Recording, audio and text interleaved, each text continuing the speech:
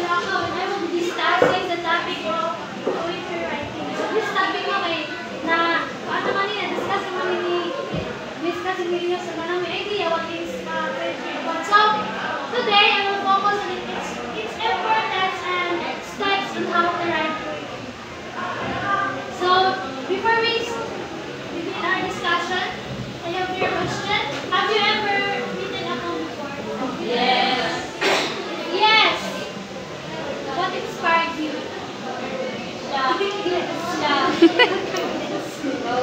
Influenced by influencer.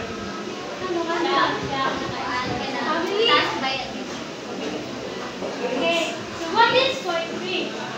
Poetry is a form of creative writing that expresses emotions, ideas, and experiences through imaginative language. So poetry is a creative writing that expresses our emotions, ideas, and experience in an artistic way. It uses imaginative language to describe the emotions that can hard to explain directly. Then, poetry is like a painting picture with words that engage both the heart and mind. So, diba, when we draw, we use our imagination to create what we want to illustrate. So, in the same way, poetry is like drawing, but instead of using images, we use words. So, through poetry, we use our imagination and creative language to describe,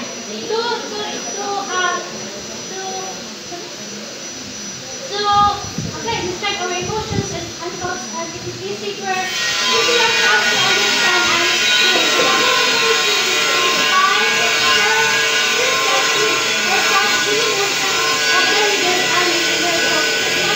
it's like art, not just for understanding, but also for feeling. So, why teach poetry in English? First, it fosters self-expression. It provides students with a way to explore their thoughts, emotions, and ideas while also honing their language skills.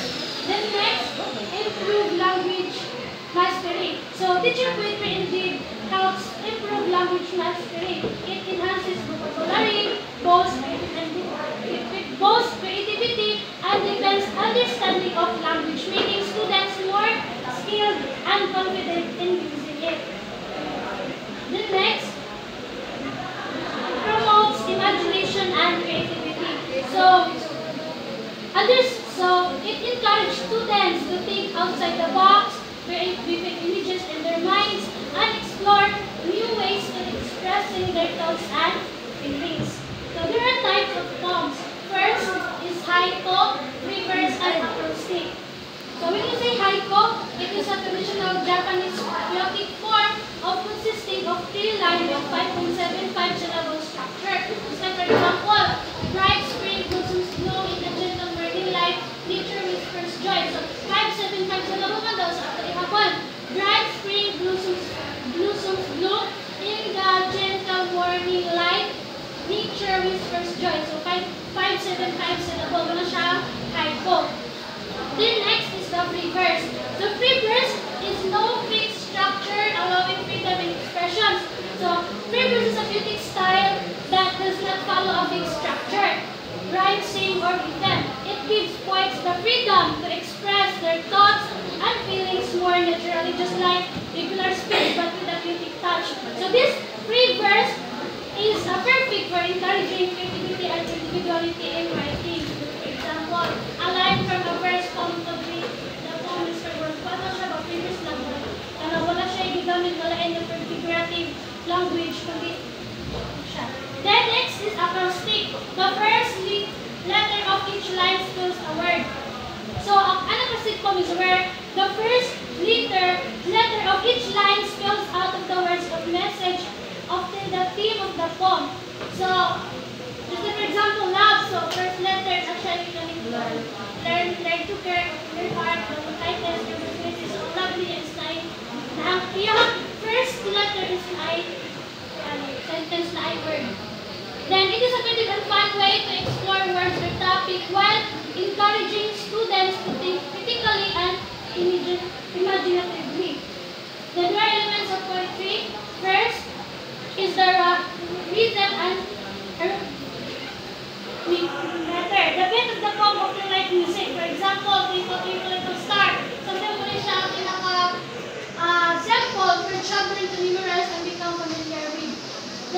is the rhyme scheme.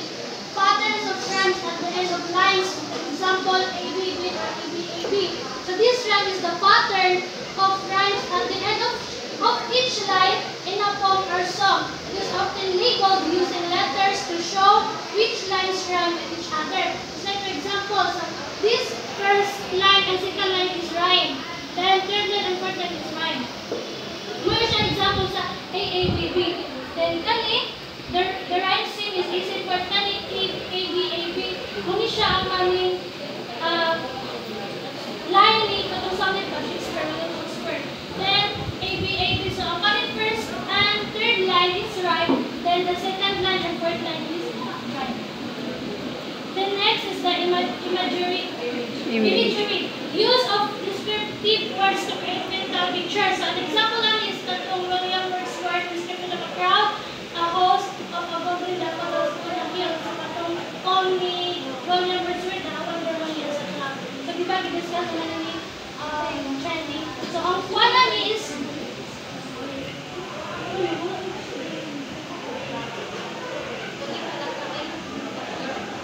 so William Wordsworth poem A Wandered Lonely as a Cloud is about journey from loneliness to joy. At first, he felt alone like a wandering cloud. So he described a crowd and a host as a large group of daffodils, where golden daffodils are yellow flowers, and yellow symbolize joy, happiness, and energy. So saying the large group of daffodils brought him peace and inspiration. They became a radiant symbol of nature's beauty.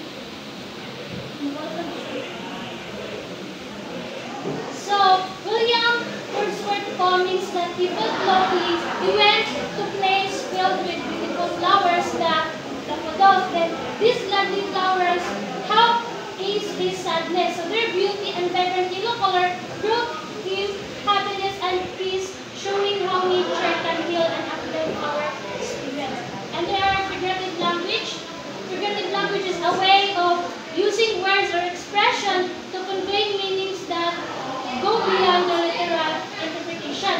So first is the simile, means comparing two things using like or as. So her smile was bright as the sun. Then metaphor, a direct comparison between two things stating one is the other. So he was a lion and a bird. So then alliteration is the repetition of initial sound in the word close together. Example of an example is fantasy. Then there are steps to write a poem. First is choose a theme. So diba, decide what poem will be about. It's about family, nature, and love. So second, brainstorm ideas. So write down words or thoughts related to the theme na inuhang pipili. Then third, pick a form. Decide if it will be a free verse, haiku, or any other style. Then fourth, add elements. Use figurative language like similes, metaphors, to make it creative. Then last, edit and revise. So make changes to improve it and then read it aloud to check how it flows. So diba, it is essential for students to encourage to read their poem aloud. Not only improves their understanding of rhythm and flow, but also helps them more confident in expressing themselves. Then there are benefits of writing poetry. First is it enhances creative thinking and sparks their imagination. Then builds stronger vocabulary and improves descriptive language skills.